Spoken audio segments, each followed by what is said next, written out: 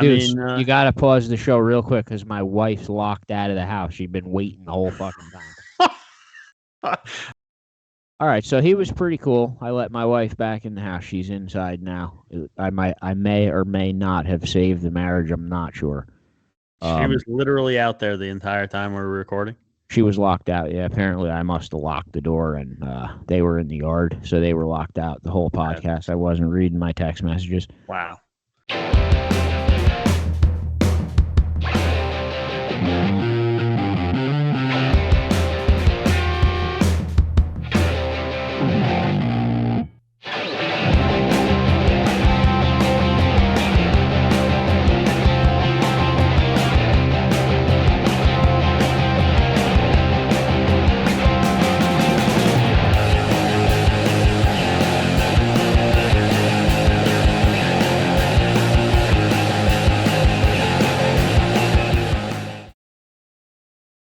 Guys, just remember, if you like this show, a lot of the stuff that we are able to do is made possible because of our sponsors, one of them being NJFishing.com, 27 years as the #1 fishing resource in New Jersey, absolutely free to everyone. Archive is there, freshwater and saltwater, both separated. Simply send Jerry Zagorski an email and ask for a username and a password, and he'll set you up. It's very simple, all on the website. And then you're able to go through just years and years of posts that are saved there. So NJF 100%.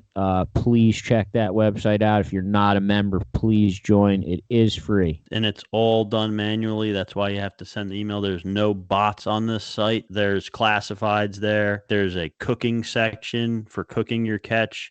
Oh, you could literally post any fishing question or even mildly related to fishing, and you will get some of the best answers anywhere. Better than searching for on the internet. So check out NJ Fishing. Check out NJFishing.com, guys, please. Hello and welcome to episode number 53 of the NJ Multi-Species Podcast. I am your host, Joe Santiago. As always, my partner, Chris Pereira. What's going on? We have an interesting topic to talk about tonight, live bait fishing, because of some shit talking that was done about it that we just couldn't stand for anymore. We have a guest coming on who actually makes live bait to make it even better. FC Bait Company will be here later. Well, I don't think it's not live bait anymore. Well, yeah, it is. That's still. If it was live at some point, you just call it live bait? It's still live bait, yeah. That is live bait. Okay. I mean, if you're fishing with chicken livers, that's live bait. It's not really? Live, but that's live. It's not a lure, a chicken liver. No, it's bait. No, it's not. I call it bait. I don't call it live bait. It's not live bait and bait are the same. Doesn't matter. Okay, fine. We'll go with that. News: the Pilar tournament in the Round Valley Trout Association. Yannetta caught a monstrous lake trout. One of the biggest lake trout that's been pulled out of that lake in many, many years. If you haven't seen that fish, it is all over the internet. Go online and look at it. Chris, I'll throw it up right here too. Oh, that's true. We could throw Matt Yannetta's fish here. Congratulations to him. Right there. There it is. Boom. Giant Laker. Congratulations. A lot of pictures of RVTA guys posting giant clouds of bait fish. That seems to be a good sign, a sign that the shiner stocking is actually might be doing something. And these bigger fish continue to pop up. We had the big one, then Greg Wojcik had a bigger one. Now this one's bigger than all of them. So they are continuing to seem to get bigger. And let's not forget, I don't think anything huge was caught in the other divisions, but I know I saw Kyle Thomas won the kayak division. Kyle Thomas won kayak division for Laker and trout. Yeah. Yeah, I didn't see any monstrous trout. Did you like his sweatshirt? Yeah, he had a nice sweatshirt. I don't even have that. That's why I'm not wearing it right now. But yeah, so congratulations to all those guys. There was also a contest. Knee Deep had a contest on Sunday. I know nothing about it though. I'll have it for next week. I got to be honest with you, dude. I didn't even know there was a contest. For some reason, dude, I never know there's a knee deep contest until like the day after it. Always, like you gotta go on Knee Deep's calendar and watch it, because I do keep missing those. Well, I think that's one of the main issues that I know some other guys have brought it up, and we've talked about it in the past. They're kind of resistant to like taking that step forward into the future and posting things on social media. Like, where do they post anywhere, or do you have to go to their website to see this? They do. I've seen it posted. Like I said, for some reason, I don't know if it's just me or I don't see the Knee Deep Club stuff No, until it's it's not over. just you. It's me too. I Yeah, literally did not know there was a knee deep cup contest till you just said it right now. if you go on Knee Deep's website and click on calendar, it literally shows you all the tournaments for the whole year. I should just have them written on my own calendar, but yeah, I guess I will say they don't do a great job of advertising them. I mean, look, Sorry if that's insulting, but they're not no, advertised well. well, people are lazy, and if I mean, we said the same thing with. I remember I made that point when we had the RVTA guys on. I said, look, I'm representing probably a giant portion of the anglers here, and I'm being lazy about joining the club. I'm like, I don't want to drive 15, 20 minutes to go do that. Knee Deep Club is even further away. Like, I want a way to do it online. And Round Valley Trout Association has that now. They've had it for a bit now. You can just do it right online. If Knee Deep Club had that, just do it right online. Easy. They had stuff that came to you on social media. You'd see it when you go on there. Yeah, Knee Deep's got to. Kevin Cool, if you're watching, we got to get Knee Deep stepped up into the a little bit caught up into the rat race here. But yeah, the Knee Deep the Knee Deep stuff is definitely fun. They are. I like to go to them. They have a lot of kids ones, but yeah, they're not publicized very well. We did fishing. We fished the New Jersey Reservoir. I can't name it because it's against the rules of Adam Mihara, but there's only 2 reservoirs in New Jersey with lake trout. So if you don't know where we were, you probably shouldn't be fishing anymore. But both of them do have towers also, so it could be tricky, I guess. I went out before Chris. I fished some of the usual spots that I normally fish. Didn't do that well. Had to go in a lot shallower than usual. I had Genwan and Kronk with me. We caught basically every species that lives in the reservoir except a salmon. Now you really have to know where I am. If you don't know where I am now, your fishing license is revoked because one don't have salmon. But yeah, we caught every fish that lives in there of decent size except a salmon. It's the only fish we didn't catch. Then we got stuck. But before I got stuck, Chris, what did you catch? Because Chris was now on a separate boat secretly. Like, I saw him catching big fish and like ducking low, hiding himself. So I don't actually know what was happening on I'm that not boat. hiding. I told you where I was going to go. You just I didn't saw listen. you, You went but somewhere else. you weren't sharing this. I saw you ducking low with some fish, like you wouldn't let anybody see, and you were taking selfies with them. Like, I I don't was know just what trying to get a picture of them. you got something over there. A couple big somethings. I mean, I was supposed to fish with Nick and Katie, and both of them bailed on me, so I ended up there by myself. Uh, you know, but it's fine. I mean, luckily for you guys, I still went there because I probably wouldn't, but because I had people coming with me and weren't sure what the bite was going to be like, we had Kronk pick up some fresh herring from Dow's, which I can't believe how usually they don't have them quite that early. You're Well, I was talking actually out. 2 weekends ago. Me and Kronk were out 2 weeks ago, trolling Hapakon with Max when I caught the hybrid and they got some walleye. And I saw the herring traps all over the lake. We actually trolled around some, and I said, "Well, they have the traps out, so they must be catching fish." So Yeah. Kronk called the next morning, called Dow's, and Dow said, "Yeah, we're ready. We're ready to go." So the herring are in. Yeah, and for anyone who's wondering, yeah, because it kind of surprised me. Um, I'm not like a huge live bait guy, but it's nice to know when the herring are available because, like I said, this inconsistent weather, you never can be sure.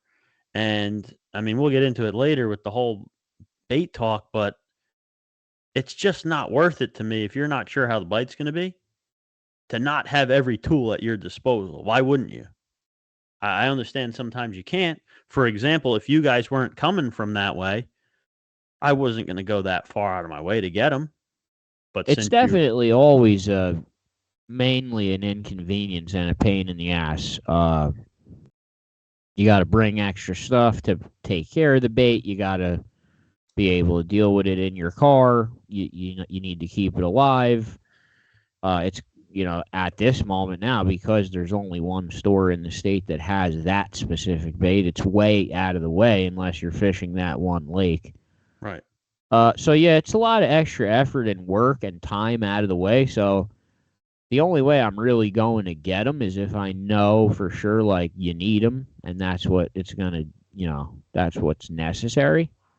right. And yeah, so I had Kronk pick up an extra, bag for me, and it ended up being that was the only reason I really went there. I don't know if I told you that, but I probably would have went somewhere else after I got ditched and I was going to be by myself. I probably would have went somewhere else because of that wind.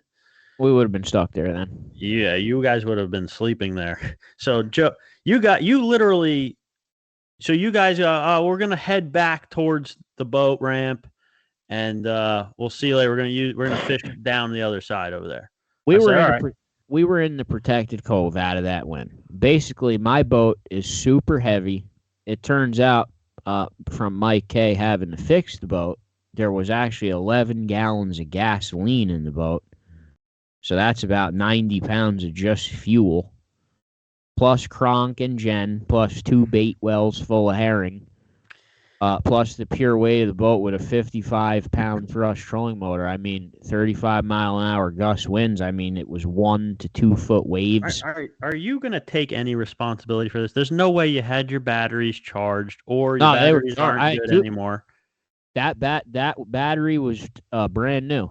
I Okay, put a brand new I had a brand new you battery. you didn't bring a backup motor. You didn't bring an extra electric No, motor. You didn't I make don't sure your have gas that. motor was used Listen, working.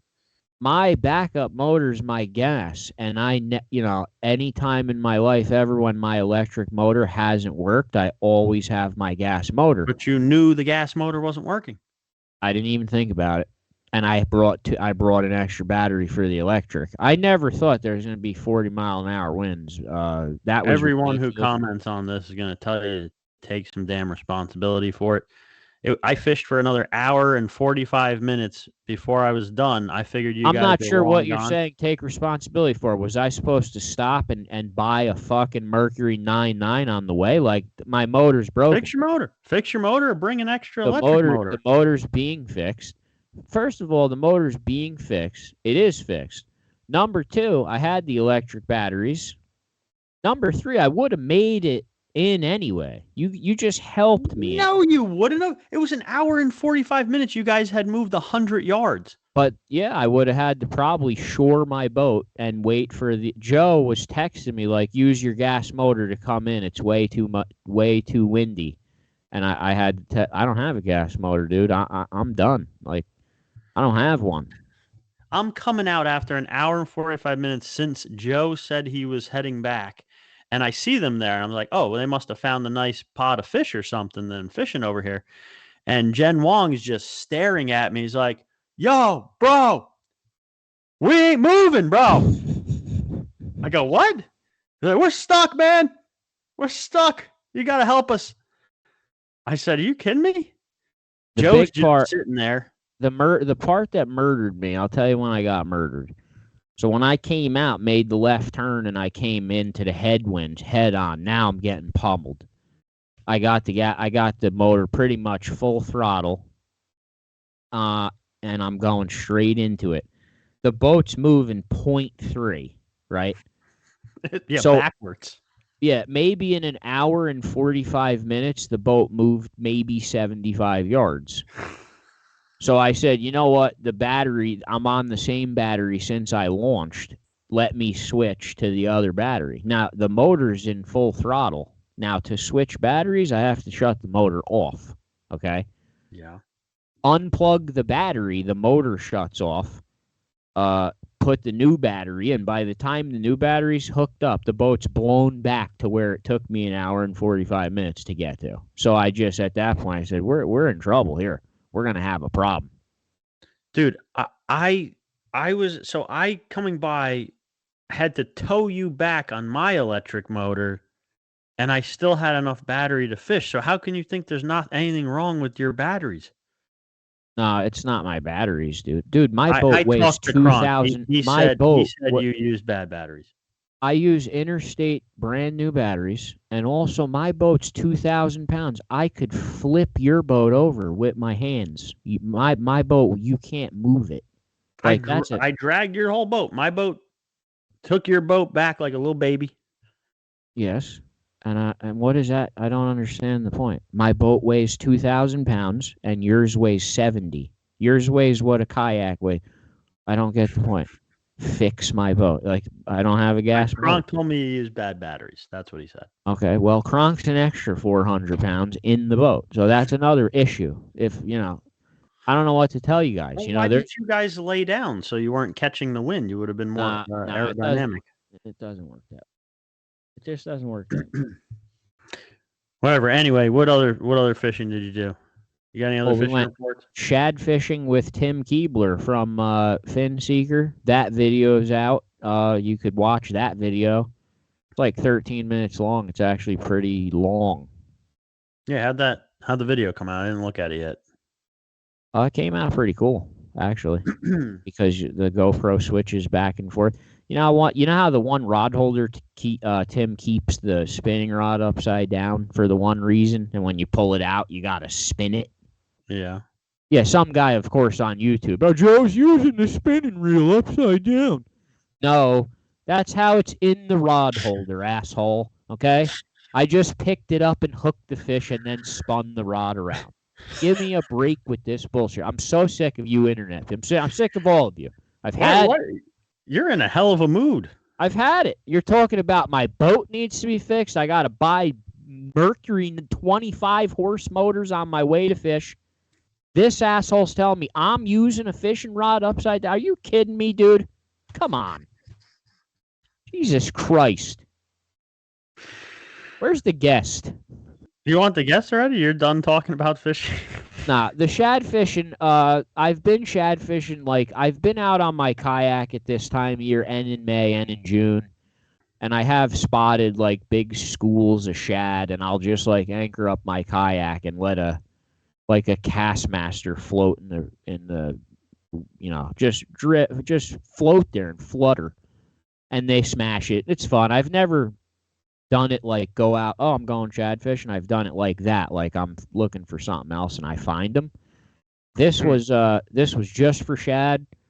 He knew exactly where the spots to go to. He anchored up the boat, knew exactly how far to let the boat fall back. The one time we went 15 minutes without catching a fish, right? And he grabbed the anchor and he moved the boat a couple feet. And while he was doing that, a fish hit and the action was back on. Just the slight adjustments that were made to perfect where those lines were in the rift, that must take a long time to learn. Yeah, I mean, it looks easier. It looks easy, but the more I'm watching what he was doing, it ain't that easy. Well, one of my favorite phrases to say when it comes to fishing is fishing is easy. Fishing is easy. It's the consistency that's hard, right? Anyone could go, you go out there, you go out there, and you fish. And you're going to catch something, maybe. Anyone can stumble across fish, catch a fish, go fishing, whatever. it's not fishing that's hard. Fishing is easy. It's the details to maintain consistency over and over and over again. Like that's what's hard. That's what takes years to master. And Tim just seemed to know everything there was to know about the river, not just shad. I mean, we talked to him about all kinds of things. Like I had a great time. It didn't really matter. The shad fishing didn't matter. Like it was just, and I don't know how much we caught on video, but there were some cool conversations about all kinds of stuff. And he told Chris he has his Tog reel handle on the wrong side, so that was awesome. And I have that on video. No, he didn't. Yeah, he did. No, he said because the way he likes to. First of all, he said the fluke. He has it on the left. He only has it reversed for fluke only. Don't change the story. It's for just fluke. He has it for fluke because that's how he's using it. For a Tog, he likes to hold it the other way, and so he does it so that he doesn't have to switch over. So if you're going to use the rod with the handle on the right side, you better be holding it the opposite way so that you don't have to switch over. Because if you switch over when you do it, then you're doing the opposite. No, you should never have. If you have to switch over, you're on the wrong side anyway. Well, that's my only point. And I said, well, yeah, but I hold it the other way so that that's why I want it on the left. And he said, oh, then that's perfectly fine. No, I don't remember him saying perfectly fine. I disagree. We will call Tim. You edited the video to cut that part off. Nah, we'll get Tim. Will come back on, verify the story. Yeah, he'll but yeah, I mean, like, you're right. He started talking to us about black fishing and tuna fishing, and he's been mates on boats down the shore, big name boats. He has a long, long history through New Jersey saltwater and freshwater fishing. Right. I didn't even really know, like, I thought the guy was just from the Delaware River. He does this. I had no idea that he was a big saltwater guy. He's actually coming Tog fishing with us on one of our trips, isn't he? Yeah, he's going to come on the Adam Bomb in December. But, yeah, so that was awesome. I don't know that many guides on the Delaware River, but if you do want to go on a trip on the Delaware River, that dude was awesome. Like Chris said, even if the fishing wasn't that good, it was awesome just to hang with that dude. He was cool. The wealth of information just from talking to him and hanging out, we scratched the surface. You're right. And if anyone's interested in learning how to get better at Tog fish or shad fishing from the boat, he didn't hold back. Like, he didn't keep secrets. He didn't hold back. There's tons of information in that video about like you could almost shad fishing. You could almost just say, like, Tim, here, I'll just pay what it costs to go on a trip, and we'll just sit here and talk for 4 hours, and I'll take notes. It'd be worth it, honestly. It really is. The guy, he caught a 23-pound blackfish. He had some unbelievable stories. Great guy, awesome trip. While I'm on that, another note, Jerry Zagorski, he took the Obsession out for the first time today. They had, I think he said 6 keeper blackfish and a ling. So a pretty decent day for Jerry on his first day out. Yeah, I think we're ready for the guest. Guest is ready. We'll do a little bit more fishing report type stuff after at the end here, but we're good to go, I think. Okay, we are on with our guest. He's the owner of the FC Fish Company, the Forgotten Coast Fish Company. His name is Matt Kiser from Alabama. This is a brand new business that's been in business for less than a year. Matt, welcome to the NJ Multi-Species Podcast. Man, I appreciate you guys having me on. What's up, Matt? Yeah. Yeah, nice to talk to you in person finally instead of typing. Yeah, we always kind of say, and most, I don't know, 99% of our guests are from this area or New Jersey. Mm-hmm. And but we always say, anyone could come on here. Matt reached out to us. He had this product, looked interesting, and we kind of told him the same thing we kind of tell everyone. Like, we don't know your product. You know, we don't like to. We're not going to make anything up. We're not going to pretend we've used it before. And Matt really quickly was like, "Oh, I'll send you some. Like, this stuff work. Like, no problem." Like, I'm like, okay. I mean, yeah, we'll try it. You send it over, we'll try it. And I mean, sure enough, Kevin was going to be the first one who was going to be fishing in a way that it could be used. So we passed it over to him, and he got back to us right away and was like, "Oh yeah, dude, this stuff works." He actually caught a Skillful. We have like a program we play here. It's like a free paper tournament where you like go after every species at a certain length. Okay. And Kevin got a Skillful angler catfish on your shrimp, and then he caught a second Skillful angler bullhead on that shrimp. So now Kevin's hooked on the shrimp. But yeah, he was gonna come on, but yeah, he got busy. But I mean, basically, I saw it. It's basically an actual live shrimp that seems like it'll last forever in your pocket. It's like it's horrible to look at. I'm be honest with that. It's not pretty. Why don't you just let him describe it? It's his product. Well, because he's going to describe it nicely. I'm going to be honest about it and tell you it's very ugly. It's not nice to look at this thing. It'll give you a nightmare. How many baits that you use for fish look nice? Like, do you think chopped up squid looks? This thing looks like a shrimp that was like sat on someone in a reclining chair for 5 years and then just sold to me in a jar. Pretty much. That's what it looks like. It looks scary, but it does work. I don't think the fish care. So it's dehydrated, correct? Well, it's preserved. So there's a little difference in the two. It's nuanced, but basically what we have is a fully preserved shrimp. And as Joe was saying, and this is just an example of one, I've got a whole can here, but basically this is real shrimp. It's fully preserved. It never requires any refrigeration.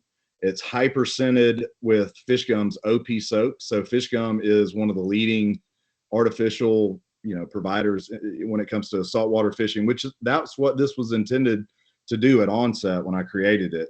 We've since evolved into a lot of freshwater. So we're actually going to be launching a new product.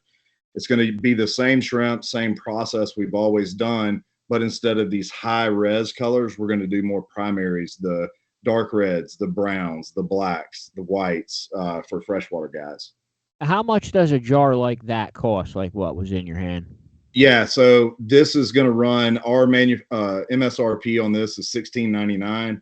That gets you 15 to 16 full size shrimp.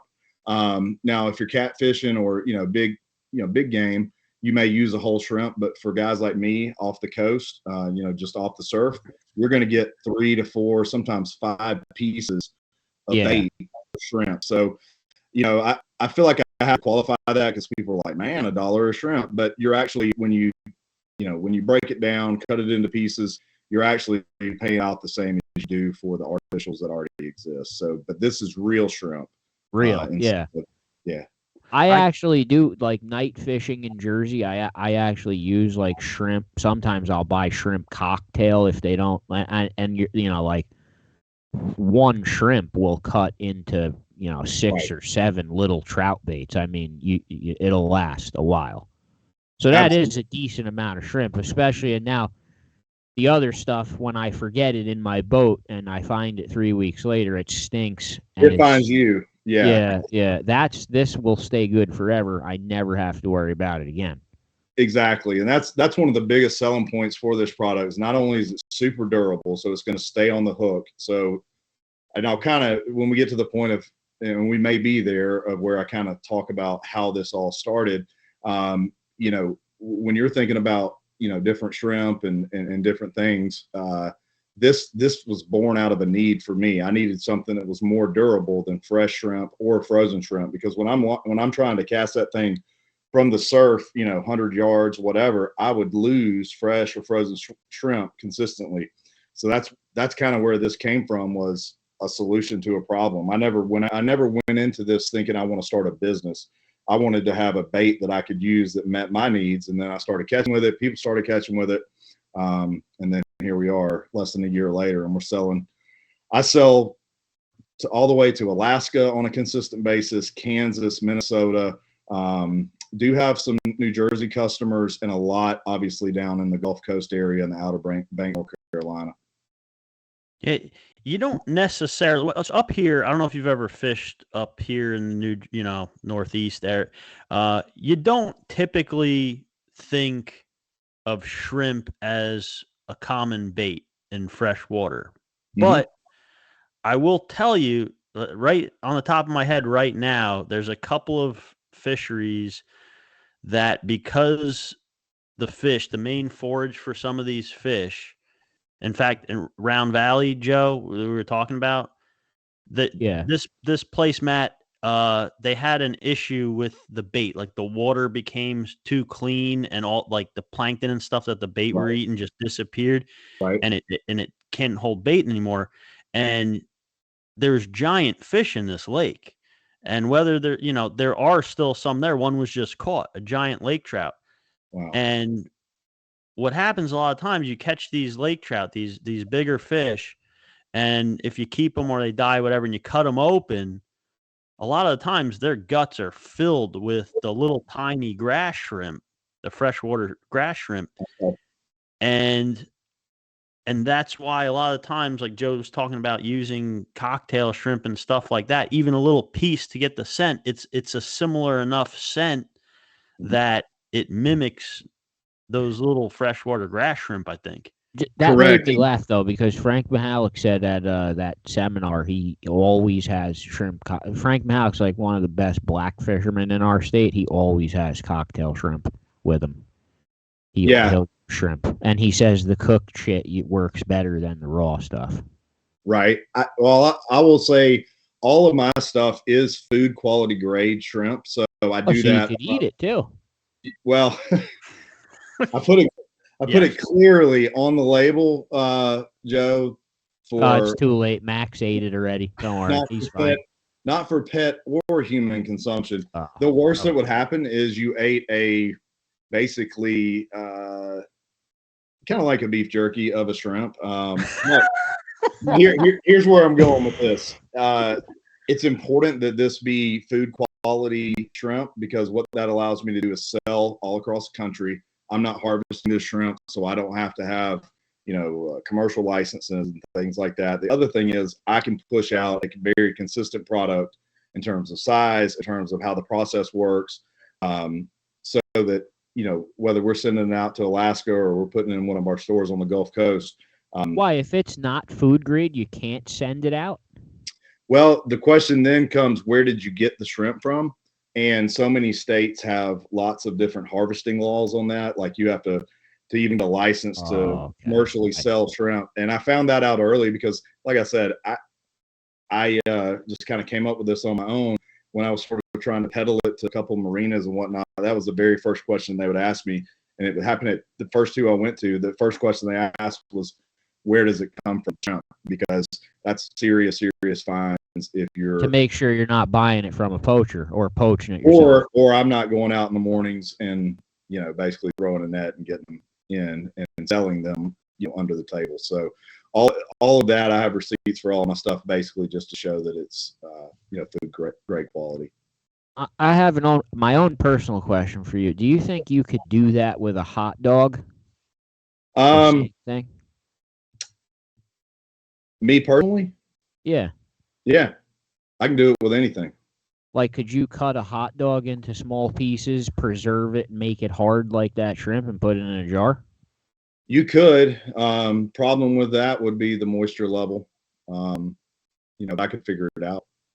Because we got a major hot dog kit. Wait a second. You're saying that, generally speaking, if you'd have to take time to figure out chemically or whatever, but you could preserve in a similar way as those shrimp any kind of food, hot dog, chicken liver. Yeah, because chicken liver? Yeah, actually, dude, that's funny you said that. I can do any chicken product, breast. I can do, thigh. I can do liver. Dude, I've done squid. I'm dead serious right now. If you could do that to chicken liver, yeah, we make you rich in New Jersey. Well, what's funny is when I first started this little business, I was tying rigs. That's kind of where I started out, was tying double drop rigs for surf fishing. Then made this product, but I had like 4 or 5 other products, and one of mine is something called Swamp Thing, which is a variety of chicken products that are fully preserved. They're fully scented with the ghost shrimp essence. And that's another thing when we're talking about the freshwater. One of the big deals with this stuff is not only is it super preserved and durable, but it has a hyper scent on it. So we hyper scent it with Fish Gum's OP soap. So I have a collaboration with Tony Fagioni, who's the inventor and owner of that company. He came to me in November, said, "Hey man, this thing's a real winner. We're not trying to do anything in that like genre of bait, but our best selling product is our OP soap. Would you be willing to see what you do with it?" So it took me, a couple weeks to kind of get it right, but he and I launched a 150 can small batch collaboration, and it sold out in about 3 days. So that's a considerable amount of bait that sold, in a short amount of time. And what we found from that is this scent is driving fish not only in saltwater but in freshwater crazy. And we already knew it worked, but the way it's been used traditionally was you soak fresh or frozen shrimp overnight in this powder, put it in the fridge. The next day you take it out and you have shrimp plus as far as the scent. So what this does is, where I lose some of the scent through losing some of the moisture, I can then replace that scent with this OP soap. So what it does when it hits the water is it's going to chum the water with that ghost shrimp essence. It loses some of that, but it also takes on water. So these pieces that look like I've been sitting on them in a recliner for several months, actually they plump up in the water. It's the craziest thing. And the way that they look, and I'll show you in a little bit just what it looks like after it gets wet. It's really, really cool. But that's kind of, to answer your question, Chris. We can definitely, I can do any kind of protein really. The only thing that can't be done with my process is something with an exoskeleton, like a sand flea, a crab, a shrimp with its body and legs and all that stuff. And the problem is you can't shrink the exoskeleton, right? So then basically you end up with a maraca. So like with sand fleas, I could shrink the meat, but what it is that shell remains the same, and it just basically is in there. So that was kind of a trial and error thing. We need dehydrated chicken livers. Matt, I don't know if you think I'm joking, but I'm 100% serious, dude. Like chicken liver, I mean, everyone knows it at this point. It used to be a secret years and years ago, right? But it is one of the best baits, especially during certain times of the year, like in the fall, for hybrids. Like hybrid striped bass, which is a real popular fishery up here because they're so strong. You guys have some of those down there. We do. Yep. Yeah. And I mean, you cannot beat chicken livers during certain times of year for they chum up like bluefish. Like you could have days where you catch them one after another just nonstop. But chicken liver is one, disgusting. Right. Makes a mess, leaves this smell that just is like death, like a death smell, like just, and it can get you very sick too. If you don't wash your hands and shit, you could get really sick from it. So that's another really important point about this is when I made this for basically the weekend warrior, right? The lazy fisherman, not the guy that's going to be chasing fish all up and down the coast, not guys that are going to be, sort of stock fishing, but guys that are going to put several poles out, just like you do with catfishing a lot of times. You're going to get it out there, and basically you're looking for that, rod to bend. With this, you're either going to have bait or you're going to have a fish. It totally eliminates, for the most part, the need for, checking your baits, on a consistent basis. Where with shrimp, even if you land it, you all know the minnows, the pinfish and saltwater are going to eat it up. So that's a huge piece of it. So this works for guys like your friend that was, that are proficient anglers enough that they're catching these, skillful angler fish, but it's designed for that family that, maybe dad hadn't fished in 20 years. They're buying the combo reels and all that. My mind was around what would be easy for somebody that doesn't even know how to fish. what would be useful for them, because to Chris's point, shrimp, livers, chicken breast, whatever you're dealing with, number one, they're nasty, right? Even when they're fresh, frozen, they're nasty. Number two, that's a lot of time and effort and energy that you put in. And if you really don't know the process, you really don't know what you're going to end up with. And then number three, you got about a day's use out of shrimp or liver or whatever. And sometimes, depending on the heat down here, you may not even have all day, right? You may have just the morning bite or just the afternoon bite. So this being fully preserved, I carry a case of it in my truck when I'm calling on stores that I have it in up here. And I mean, even in July, I ride around with this shrimp that is fully raw, but fully preserved, you know, in my truck perpetually. And does it have a shelf life?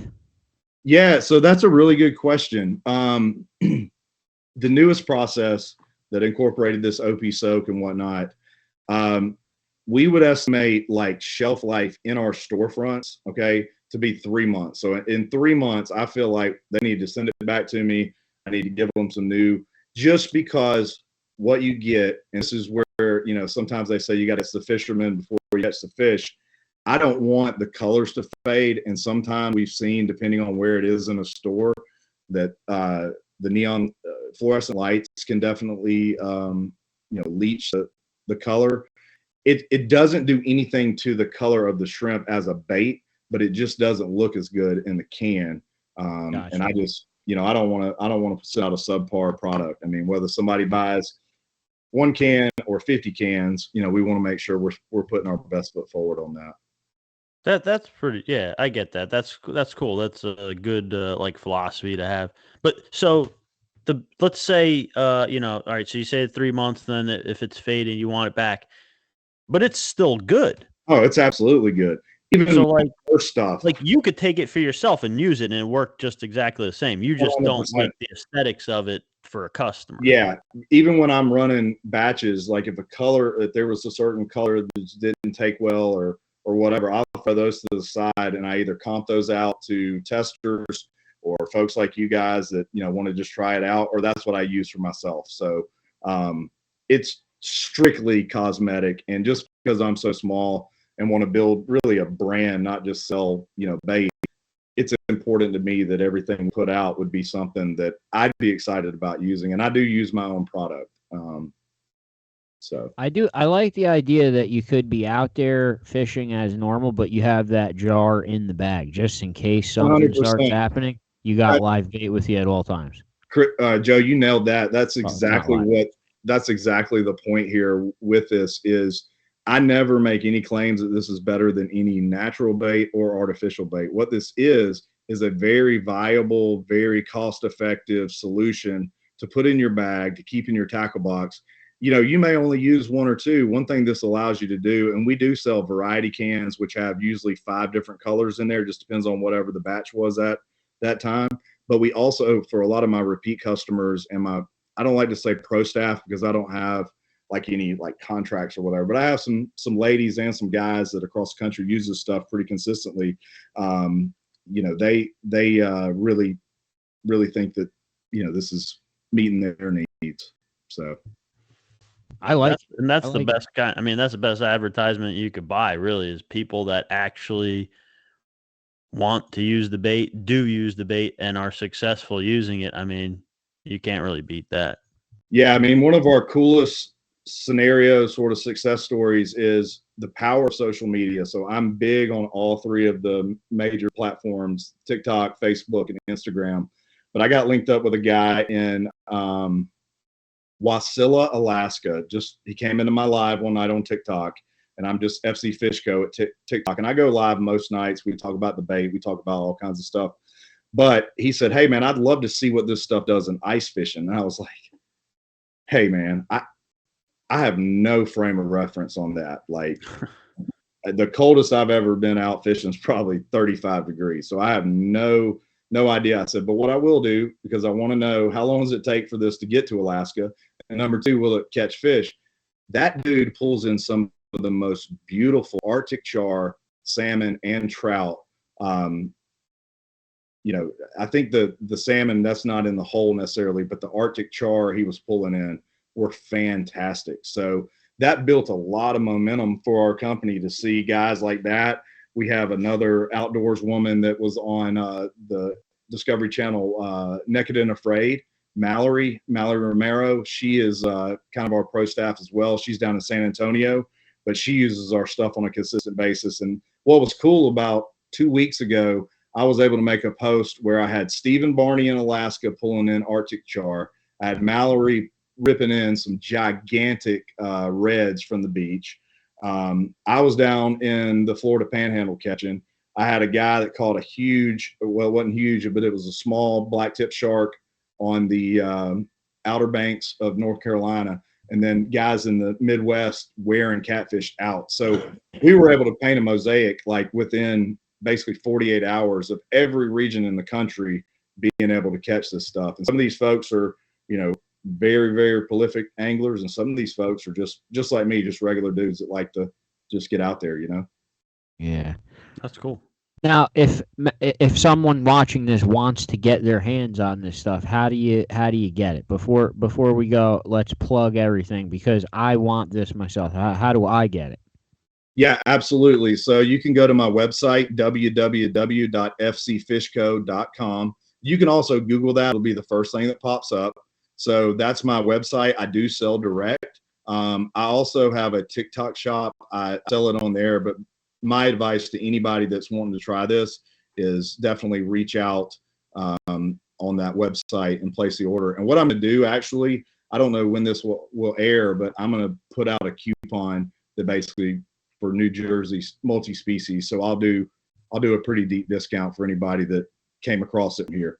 Oh, that's awesome. No, that sounds awesome. Yeah, we'll we'll put it out on. We usually put it on Fridays around noon to give or take an hour or so.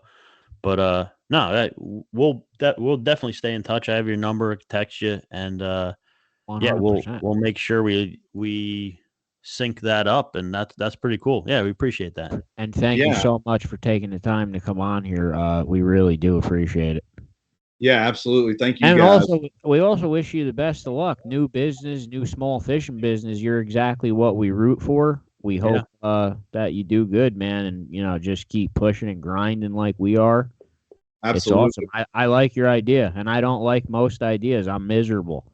I like this one. It ain't bad. You actually kind of put Joe in a better mood. He was kind of pissy when you see the whole episode before you come on. He's just a whining little bitch the whole beginning of the episode. If you had I had an argument with Verizon today, and it was just I fought with Verizon for 9 hours straight. Oh gosh, I had a rough day, but yeah, the shrimp cheered me up. Well, I can't thank you guys enough, and like I said, we're on TikTok, Facebook, and Instagram. It's all FC Fishco. Our website is www.fcfishco.com. So we can definitely hook you up, and we'll be in touch. I'm definitely interested in expanding as far as another product, maybe some chicken livers or some other chicken byproduct. I don't know. I'll tell you this. I'll throw this out there at you. A very, very popular bait where we live in our area is hot dogs. They don't stay on the hook well, so everyone has to either microwave or cook them first. Like if you made that a dehydrated hard hot dog cut up into pieces, that'd be a great bait too. What I'll probably do is send you guys, Chris and Joe, something to that effect for you guys to try out and just hot dog. Just sit on a hot dog for a couple days and send it to me. I'll send my address. I think the chicken liver would be better though, Joe. You don't think so? If he could make a chicken liver that I never have to touch again, and it's like not bloody and doesn't liver. Chris is right. You'll be rich. I can make a can of chicken livers. I'm telling you right now that do just like these and will look. I mean, there'll be chicken livers, but I can do anything with it, man. You'll be blown away. I can't believe it's possible, dude. I'm telling you, I'm dead serious, Matt. I'm dead serious. That's the connection. Like when we were first doing this, I'm like, he's down in Alabama. We try to keep it local, but I'm like, this is a bait that guys up here can use, especially saltwater, but also freshwater. From like what I was saying before. But now if you could do the chicken liver, you'll be a household angler's name here in New Jersey. I'm dead serious. You will, yeah. You'll be, dude. I'll buy stock in that. I will too. I'll also pre-order cans of it right now. Awesome. But I still want the shrimp too. Well, I definitely, like I said, thank you for taking a chance on a guy like me. I know that I'm not in your region, but I do appreciate the foresight. We didn't take a chance on you because we actually tested your shit before we let you on here, and it worked. If it didn't work, we probably would have ignored you and never let you on. Right, Chris? Because I do appreciate that as well. I mean, when stuff doesn't work, Chris doesn't let people on usually, or if he's never seen it work. And I'm dead serious. If Shimano called me tomorrow and was like, "Hey, we made this new lure. Can you plug it on your show?" I'm like, "If you send me one and I use it and it works, yeah." Right. I wouldn't even take their word for it. So this stuff does work, guys. FC Fish Company, Forgotten Coast. Just real quick, actually, before you leave, where'd you get that name, Forgotten Coast? It's pretty cool. Yeah, I'm glad you asked. So the area of Florida in the northwest Florida Panhandle, it's east of Panama City Beach. There's an area of coastline known as the Forgotten Coast. That's going to be like Mexico Beach all the way to what's called Cape San Blas. Well, my family has had a house at Mexico Beach my entire life. So I'm 42 years old. So for 42 years, I've been sitting on this same beach, right, playing the sand, fishing, doing all the things. And actually, the idea about this came to me while I was sitting on that beach. So I said, not only can I pay homage to kind of my roots and where all this started, but I think even for people that geographically that means nothing to, everyone has a forgotten coast in their mind, right? I think when we're going into fishing and we're, I'm a big, like, it's fishing and catching. Like, I never lose.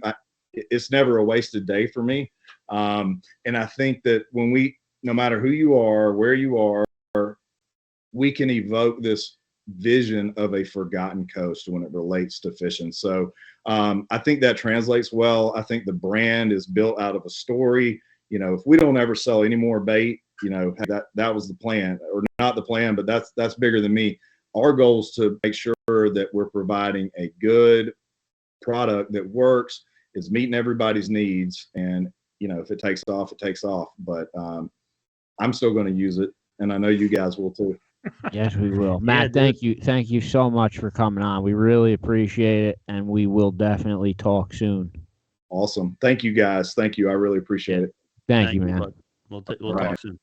If you're looking for a guided trip on Lake Epakon, Mackin's Rip and Lifts fishing trips, running trips daily now on Lake Epakon for all species. Eddie's currently doing very well for hybrids and walleye. He's not going to take you out there if he doesn't believe that he can get you what you want. He's the type of guy that's going to work around what's biting, how the fishing is. I mean, it's the thing that separates the top-notch guys from the guys that just take you out there. And like I also always say, really good for kids. I've had my kids on his boat a couple times, and they had a great time. So if you looking to take your kids fishing on Lake Epakon, Mackin's Rip and Lips fishing trips, call him. He's starting to book up, running out of space, but does have some prime spots left if you're available. And that phone number is 973-697-3807. All right, so call Mac and go fishing. Dude, you got to pause the show real quick because my wife's locked out of the house. She's been waiting the whole fucking time. All right, so he was pretty cool. I let my wife back in the house. She's inside now. I may or may not have saved the marriage. I'm not sure. She was literally out there the entire time we were recording. She was locked out. Yeah, apparently I must have locked the door, and they were in the yard, so they were locked out the whole podcast. I wasn't reading my text messages. Wow. I have some fishing reports. We're going to start trying to do more accurate fishing reports on the podcast weekly and stay up to date with it. We always say we're going to do it, and we fall behind with it, but we're going to actually try to do a real fishing report. A lot of information. It is a lot of information for the two of us to gather in only 6 days because we do this podcast weekly. So it's hard, but we do try. I have the Gambler is reporting to me that the fishing was slow, but now it's very good. It's picked up. Mostly on the clam bite. He said they are starting to see sea bass and fluke already, which he said bodes very well for our trip, which is coming up. Also, that trip is sold out, but if you wanted to go, you probably could buy a ticket onto the boat. I'll get in trouble, but you could do it anyway. It's okay. That's May 18th. We're all going sea bass fishing on the Gambler. Going to be fun. Same thing with Pastorino on the Fishmonger. We'll be with him next Tuesday. It seems like he came. I don't know if he came out to a rough start. Yeah, he probably did because the boat went in the water and he didn't post that much online. That usually means he's pissed off and not doing that good. Yeah, but what pisses him off is usually just a regular average day of catching for someone basically, else. Yeah. But it seems like the other day it kind of turned around and it seems like they're starting to put the monger's starting to put some nice fish up too. So and like I said, Jerry had 6 keepers today on his boat. I saw some nice cod on the fishmonger. So yeah, there are some nice fish popping up. Freshwater wise, things are starting also to turn. We're starting to catch bigger largemouth bass. I already caught a Skillful Angler hybrid. We've caught some nice walleye already. Eddie Mackin, he's had some fire nights. His nights have been absolutely on fire. A couple times he's asked me to go, and I couldn't go. He texted me. It was phenomenal. So, yeah, Mackin's killing it on the freshwater right now. What else, Chris? You had a muskie fishing report? Yeah, I took a couple of trips muskie at our buddy Nick was he was down from upstate New York because we were supposed to go on that blackfin tuna amberjack jigging trip in North Carolina. That got canceled, as I feared. I'm now 0 for 2 on chartered trips this season so far, so I'm doing really well. But yeah, he was in the area, and we decided we wanted to go muskie fishing. So. Well, the shad trip was successful. Doesn't that count as a? Oh, all right, fine. All right, I'm 1 for 3. All right, I forgot. I didn't count that. It was such like a fishing with your buddy type of thing. I didn't even. It was just, yeah. It didn't even register in my mind. I feel like that could have been canceled easily though. I feel like it was close. Like one more good rain would have canceled it. Like it was close. I think. I don't know. I don't know enough about that fishing to say that. Yeah, I don't know. He didn't seem that concerned. He seems like he'll catch. That dude seemed. He also said he's very honest. Like if you're going fishing and the fishing's gonna suck, he's gonna tell you, and he's gonna say you want to go or not. And he's not gonna just say, "Well, you're going anyway," because he's pretty honest. If the fishing sucks, he's gonna let you know. He'll give you actually an option to back out of it if he thinks it's gonna suck. Yeah, no, Tim's the man, and when we were talking about stuff like that, I said, Tim, I'm like, that's the thing that keeps guys like us coming back. Like, this is the thing that keeps, anglers coming back. Return customers usually are I mean, when you become a guide, usually when you're a good guy, you fill your customers with your calendar, and that's usually your calendar for life. You're full, and it's the same people forever. Yeah, and that's why guys come back. You're just an asshole. It's just a continuous revolving door of customers, and then eventually you go out of business. Yeah, I mean, I fish like multiple times with guys who are a little rough around the edges sometimes if they're really good captains and they always put you on fish and stuff. But if I find someone else who's just as good at fishing and also pleasant to be around, I'm going to go with them. And guys like Tim Keebler and Jerry Pastorino, these guys are top notch, not just because of how good at finding fish they are. It's because they're just pleasant to fish with. They're pleasant to fish under. Absolutely. It's a pleasure to have them as a captain while you're out there, and that's a big part of it. And like Jerry Z said, the fishing was always better yesterday, and you should be here tomorrow. And that's the story of everyone's life. But anyway, so Nick and I decided we wanted to possibly torture ourselves muskie fishing for a chance at some really big fish. It turned out we went twice. The first time we went, seemed like just something had those muskies turned on, and we actually could have caught 6 muskie that day, believe it or not. Between there was 2 fish strikes that didn't hook up. I had 1 strike that must have taken the hook and just kept going into the main line. He cut past my like 2-foot leader and cut my main line. When I set the hook, the main line was shredded.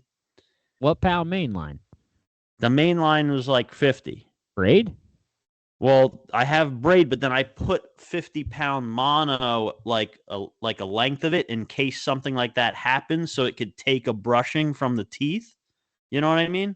Jesus. But this thing just like I set the hook and there was nothing there, and the main line looked like it went through a grinder. Like it was just like there was all like tassels off of like it was shredded. 50-pound mono sometimes hard to cut with a knife. Shredded, dude. On That's impact. crazy. How big you think the fish was huge? I'm fighting the fish and he wore through it. Shredded on impact. Just you And think it we was a saw monster? this fish, Was it the huge? back on the surface when it hit, and like the sound it made, it was huge, dude. It was huge. Yeah, the muskie. I am seeing lots of more pictures of muskies all over the internet. The muskie fishing is getting very good right now as well. Yeah, it's really good. And That's also another thing Eddie Mackin does that a lot of people don't really pay attention to for him because he's always so busy catching hybrids. But if you did want to go for muskie with Eddie Mackin, he does do that. I didn't even know that. Is that he does? Yeah. Oh, absolutely. Lake Apacon's filled with muskies. I knew that, but I didn't know he targeted them. He'll go after anything in that lake you want. He'll do anything. And he knows it like the back of his hand. Yes, he does. But, who's the guest next week? I didn't even finish my muskie report. I don't care anymore about muskies. I'm done. Well, people want to see it. Look, Nick. Listen, you caught 7 muskies, and one of them chewed the line. We heard it. No. I could have caught 6. Instead, Nick caught one. It was a nice one. It looked like it got T-boned by another one. Had a big bite mark on it. But that was, I mean, these are special fish. They don't come around all the time. And that's actually his personal best. I think it's definitely his personal best New Jersey muskie. I'm not 100% sure if he's ever caught a bigger one somewhere else. It was 42 inches, a real nice fish. Yeah. But I saw it had the giant teeth marks in the side of it, too. Oh, yeah. It got T-boned, I guess, during spawning. I guess they like a little rough, kinky stuff. But it was bitten. Oh, yeah. I went a third time. I know guys want to see this picture, so I got to mention it. I went a third time with Katie. She'd never caught one. She really wanted to. And I missed one earlier in the day. And we hooked a good one in the second half of when we were fishing. And she got this fish in. I netted it. Her first muskie, dude. You saw it. A 43-inch, like, gorgeous tiger muskie. It is a huge tiger muskie. Huge. Like, when I first saw it in the water, I thought, that's a nice muskie. Like, okay, she got her first muskie. I'm going to scoop it in the net right now, get in that big net. And when I saw it was a tiger muskie, I'm like, hold on, that's a huge tiger muskie. Like, it would have been a nice regular muskie. That's a huge. Yeah, she texted me it, I guess, pretty fast from when it was caught, and I had to double take the picture. Look, I'm like, wait, that's a tiger muskie that big? Holy shit! Yeah. That's a big tiger muskie because, and also I know the lake you were fishing. I've caught a bunch of tiger muskies in that lake, and most of them have been like mediocre. That fish that's a big boy. That's a skillful angler tiger muskie, correct? Yeah. Yeah, that's a nice fish. 43 inches. Congratulations to her on her first muskie. She probably learned her lesson now and will never fish for them again, most likely. Maybe she liked it and she's deranged. I don't know. If she's smart, she'll retire from it with that one. That's how muskie fishing is if you're smart. You catch one and you're done. That's it. Move on. Get a nice replica mount and just call it a. I don't even need a mount, just the picture. All right, no more. I'm not casting 10,000 more times for another. I'm just done. Who's the guest next week? Next week, we got one of your favorites, Oh boy. Power Bait Paul. We were able to get PB Paul on here. I don't even believe. I'll believe it when I see him sitting here, because that guy is impossible to get in touch with. Impossible. Really? He's almost more elusive than Kevin Kennedy, but no one is. Kevin Kennedy's like, I can't get the Kennedys on here. the Kennedys are like, they're like Batman and Robin. They're just never anywhere. Because I mean, yeah, like we don't have, a lot of connections down in South Jersey, but like we've said before, we'd love for South Jersey to be involved more in this. So I'm a little intimidated now that we have a celebrity like this next week. This guy is a South Jersey Pine Barren playboy. I mean, he is the epitome of he's the pimp daddy of fishing in New Jersey, this guy. Number one. South Jersey. He's got swag. I mean, he just rips big fish. He shoves every big fish he catches up Mahara's ass, which I love. That's the best part. Every big fish he loved. Every big fish he catches is directed right at Mahara. Love it. PB Paul, awesome. Yeah, that's it. That's it for tonight. I've had enough. I need rest. I need to calm down. Go grab yourself one of those shrimp jars. Yeah, as Chris recommends, I might run over to what's that store by me? Chicken World? No, the other one, the real expensive one, Marine something. West Marine. Right? Yeah, I might go over to West Marine, buy like 499 motors, so I have backups in my bag with me, and I'll be ready. Or just fix the simple problems with your motors before you go out there and strand two wonderful guys like Jen Wong and Brian Kronk. Those two got. First of all, it wasn't Jen. He's never been on the Pack-On yet. It was Max. Number two, those guys both caught beautiful fish. And I got. It was Max and Kronk. Wasn't Jen. Oh, are you talking about... You're saying that I towed Max and Kronk? No, because the boat broke down twice. I'm talking about the first time. The boat broke down twice? How many people have been stranded on Joe's boat? All right, listen. The maiden voyage of the year was on Lake Pack-On. I drove out to the fishing grounds with the gas motor.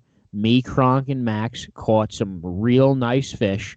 I got a Skillful Angler hybrid, and then it was time to go home, and the boat didn't start. And that's when it all began. I had to drive back to Lee's with my electric motor, which took about 3 hours at 1 a.m. I think I got back to the ramp at 3 a.m. Christ. So, yeah, Mike K to the rescue. He dissected the entire motor to pieces. He won't accept money from me, so now he owns my soul. Oof. Yeah, I'm screwed with him. Yeah. Before you end the episode, real quick, can I just throw this out there? What? So I took my hunt, like, as anyone's been listening, I've been hunting under the apprentice license with you. This is the second season. This is you're only allowed to do it for 2 seasons. And I, completed the online hunting. Congratulations. You should post that online. Well, my point is, the reason I'm bringing it up is for if anyone's listening, and I just want to drive. You're now a legally licensed New Jersey hunter. Congratulations. Well, I'm not. Yeah, I mean, I can finish this season as an apprentice. I don't have to buy another license, but I can purchase a regular hunting license, and with that's cool. No restrictions from the apprentice license.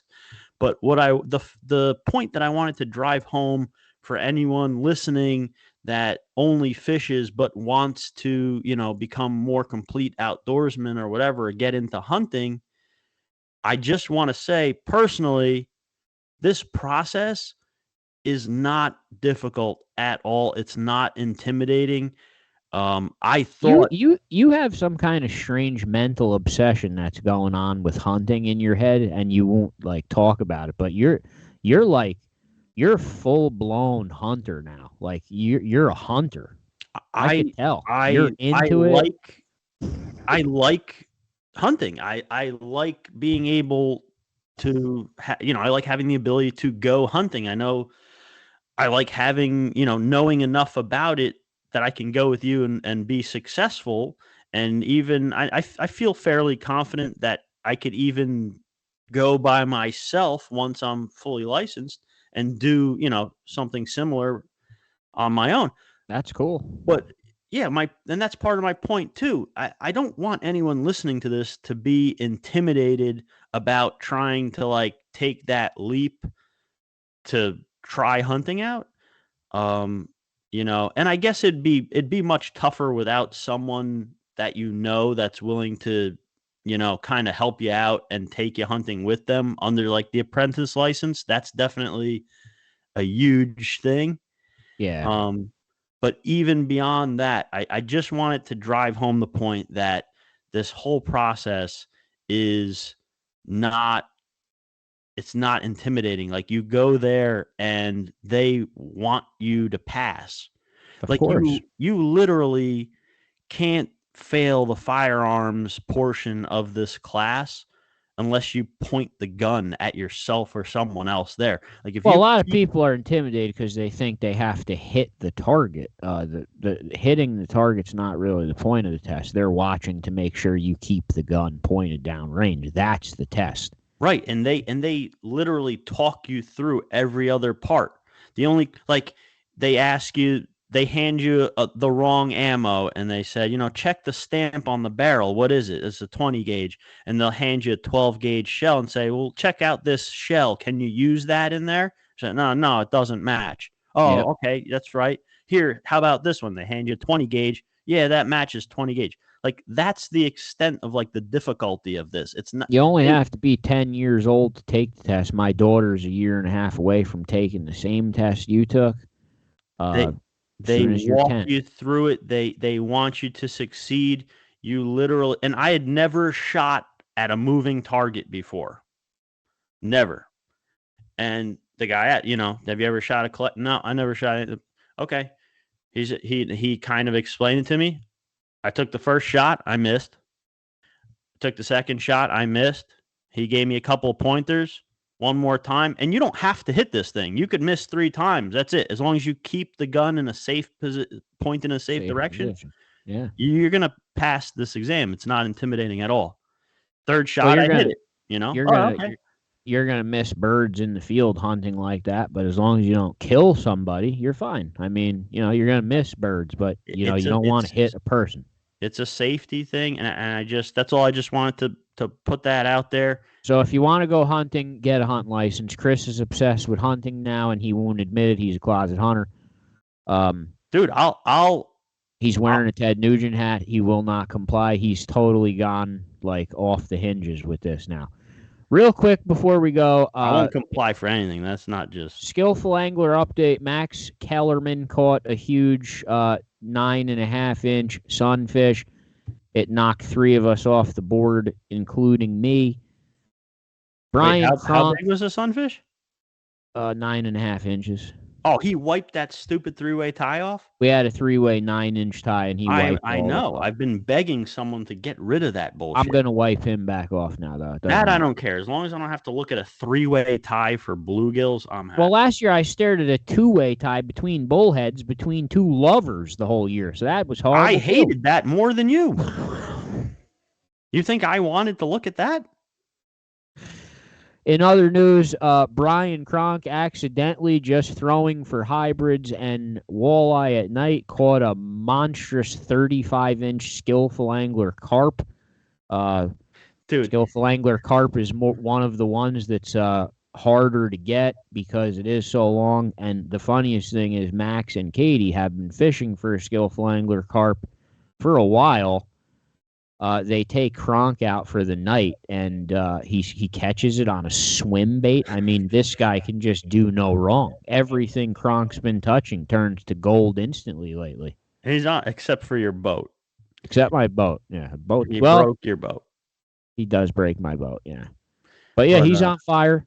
All right, we'll be back next week. I had enough of this. Probably will be doing some fishing this week. We'll see. I'm going to be fishing. I don't know about you. Yeah, I'll think about it. All right, dudes. We're done. Peace out. Close it out. We're done. Yeah, we're done. Suffer for the fish. Bobbers rule.